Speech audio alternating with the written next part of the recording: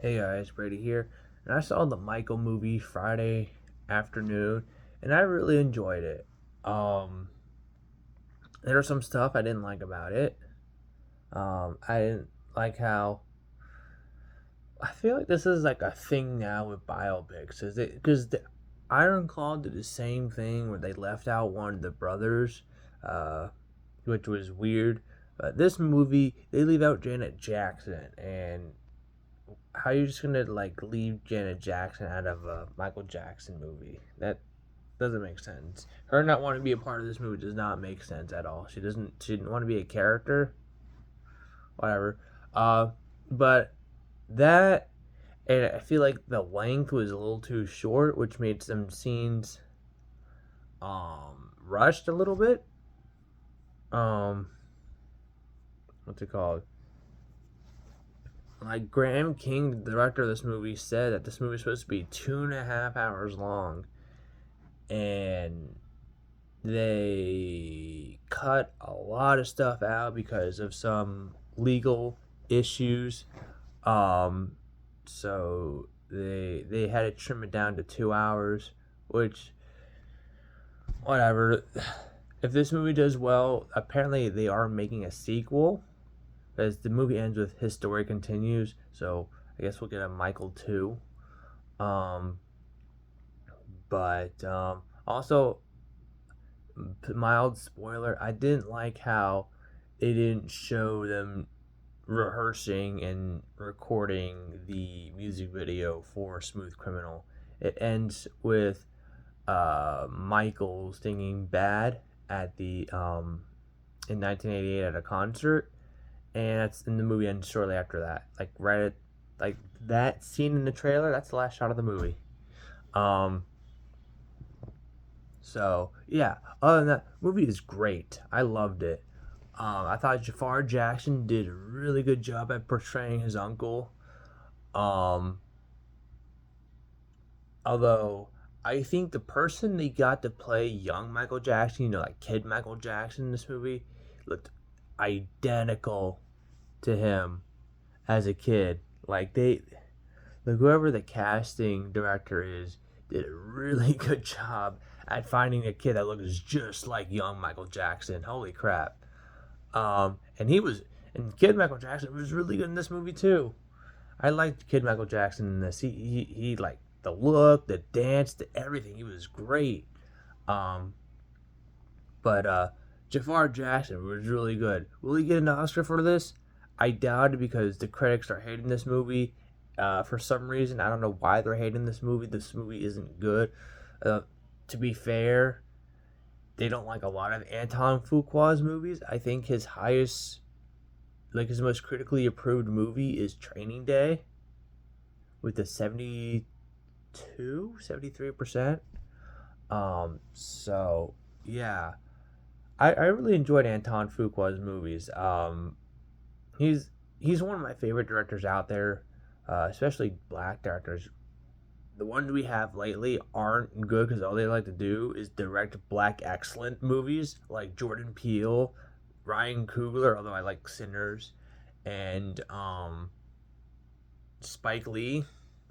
Anton Fuqua is one of the few black directors that actually makes movies and doesn't have to always make it about race. Does he have movies like that? Lately, maybe. I mean, Emancipation was one of those movies. I didn't see Emancipation because I don't have Apple. Um, but um, his movies are just so fucking good, and he's not one of those directors that always wants to make movie from a black person's perspective like Jordan Peele and Ryan Coogler want. He'll make a movie. He'll make a Tears of the Sun or a Shooter or Southpaw or um, what's another movie he did? Um, King Arthur.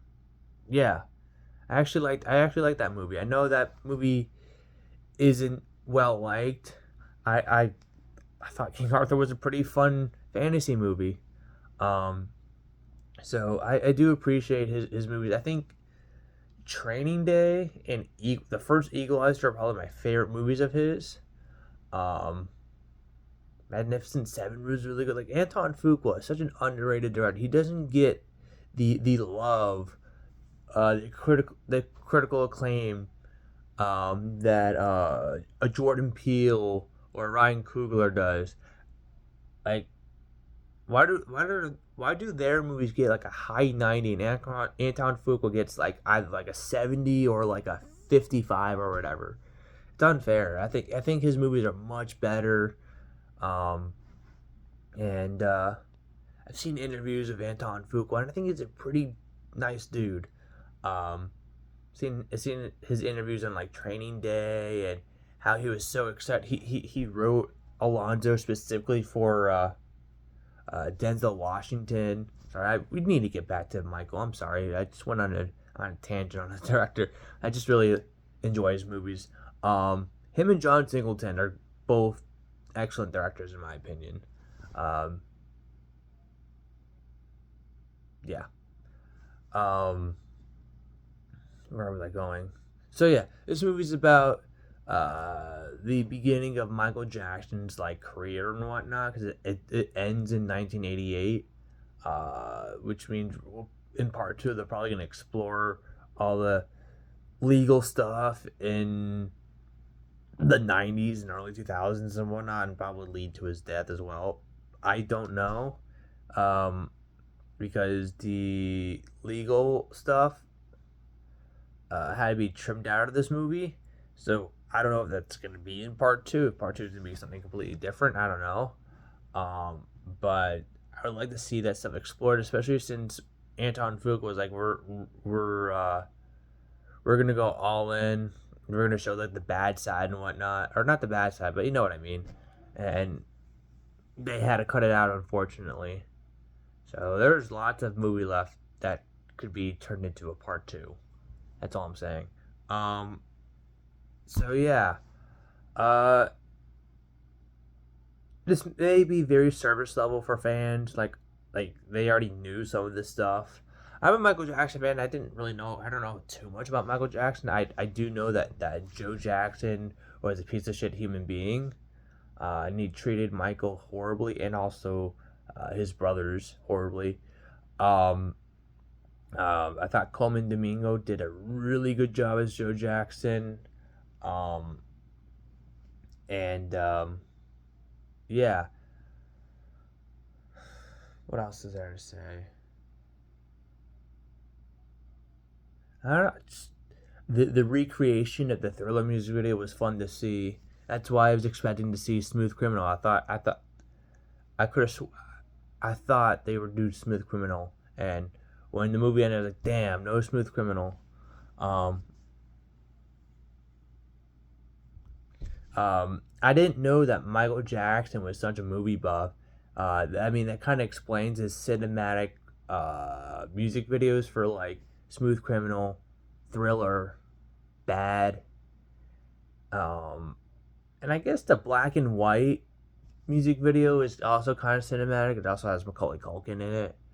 Um, but seeing the scenes between Michael Jackson and his mother, played by Nia Long, were really good.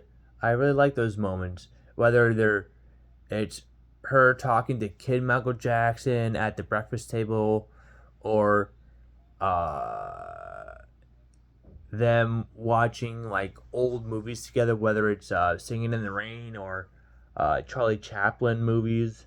Um, there were some of the nicest moments in the movie. I thought Neil Long did a really good job in this movie. Coleman Domingo did a really good job in this movie. I feel like everybody brought their A game, and there's a cameo in this movie who I'm not gonna spoil. I didn't know he'd be in this movie. Um, all I'm gonna say is that this actor was in Bohemian Rhapsody, and this movie was produced by the same guy that did Bohemian Rhapsody, Graham King. So I'm gonna leave it at that. Like you're gonna see the actor and be like, is that who I think it is? Yes, it's exactly who you think it is. Um, so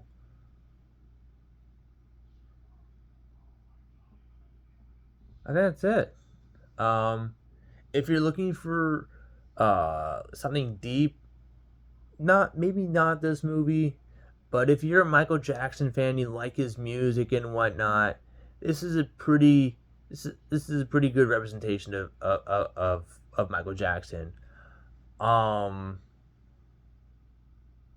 yeah, it sucks that the media went after him the way they did before he died, and they're still going after him to this day. And this movie has like a 30 something percent Rotten Tomatoes, which if I was Rotten Tomatoes, I'd put it at least an 85, maybe a little higher. Um, because this movie's fantastic. But they give the smear campaign documentary, um, Leaving Neverland, high like 95%.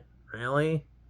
So you're gonna give a documentary based on false accusations higher praise than a movie about the man that those accusations are about, and it, it's just messed up. Uh, Michael Jackson really did have like a hard life. He had a rough childhood. Um, See him interact with the kids in this movie um, was nice. He would go to like hospitals and talk to them, and especially when he was getting like surgery or when he had his hair caught on fire at the Pepsi during the Pepsi commercial. Um, so yeah, you get like moments like that, and so yeah, go see Michael Jackson. Stay for the music, or no, come for the music. Stay for Michael Jackson calling a cancer patient a doo doo head. Yes, that is a scene in the movie. So I'm gonna give Michael 4 out of 5 stars. Definitely a really good movie. I highly recommend it. If you like Anton Fuqua, go see this. Or not like Anton, like Michael Jackson, go see this. If you enjoy Anton Fuqua's movies, give this movie a chance. Um, it's one of his better movies recently. He hasn't really done a movie that I disliked, maybe besides Equalizer 2 and Tears of the Sun. Other than that, I mean, I haven't seen any of his stream movies. I don't watch streaming. I haven't seen The Guilty or Emancipation. I don't think I'll ever will. But out of his theatrically released movies, the ones that I've seen, he's a pretty good director. He rarely misses, in my opinion. He has a good track record. So, and this is no exception. This is a pretty good movie.